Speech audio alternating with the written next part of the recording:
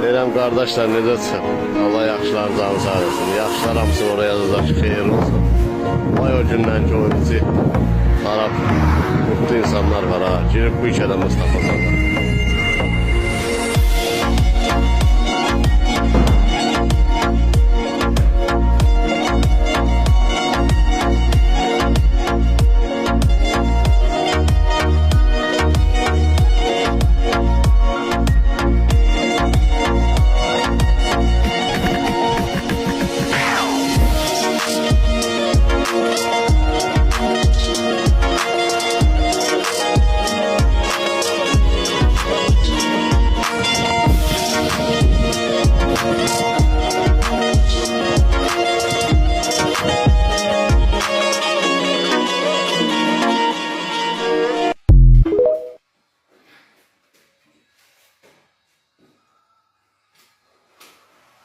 Tamam.